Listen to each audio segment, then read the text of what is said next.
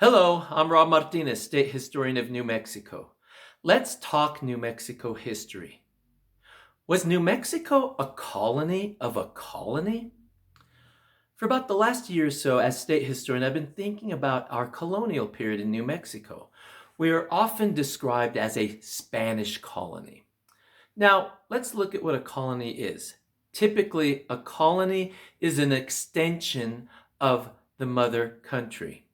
And there's a real intense and direct relationship between the mother country and the colony. For example, Mexico was definitely a colony of Spain in the 1500s, 1600s, 1700s, and into the 1800s. That means there were a lot of goods, wealth, mineral wealth that went to Spain, that were extracted from Mexico and sent to Spain. And typically goods would be manufactured there or in Mexico and then sold back to the colony. It was very much a relationship that favored the mother country, but also changed the colony and created the colony as a type of offspring in a way of the mother country. Now, granted, the local people of Mexico, the native peoples of Mexico, were integral to creating what would later become Mexico. Essentially, that starts around 1519, 1520, when Spain and native Mesoamerica start to blend in every way possible. So New Mexico, by about 1598, starts to become a colony. But the question is, was it really a colony of Spain? New Mexico really never had an economic, cultural, or political direct link to Spain. Of course we had connections to Spain. I'm not saying we didn't and don't. I'm just saying that all of these connections that we could say about Mexico and Spain were filtered through Mexico and then came to New Mexico. Politically, we were not governed from Madrid. We were governed from Mexico City during the colonial period.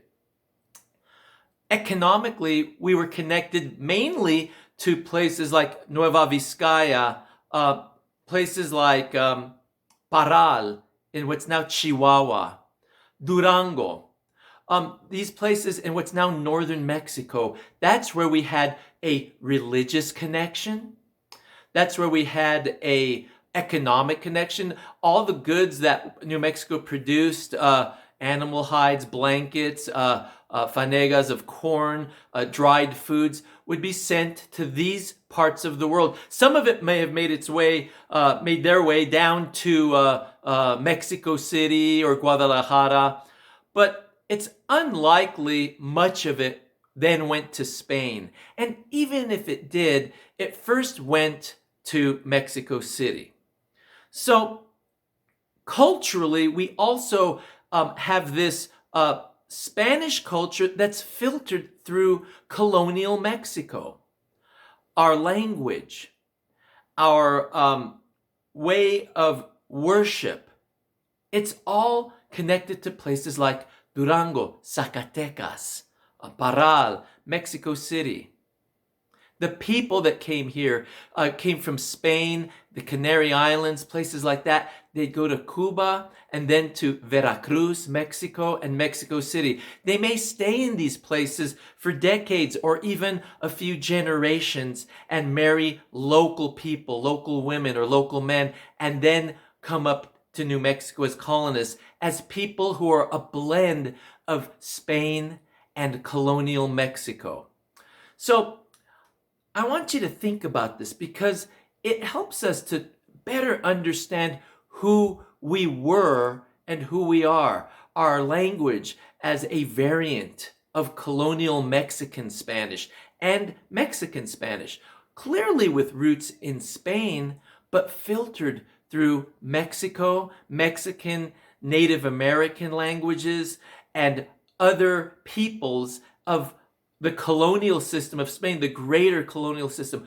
Of course, New Mexico is part of the greater Spanish Empire, but let's remember, we're a frontier. We're on the edge of empire. We're not central to Mexico's empire, not like Peru was with the silver mines, or Mexico with gold and silver that was funding Spain's empire in the 1500s and 1600s.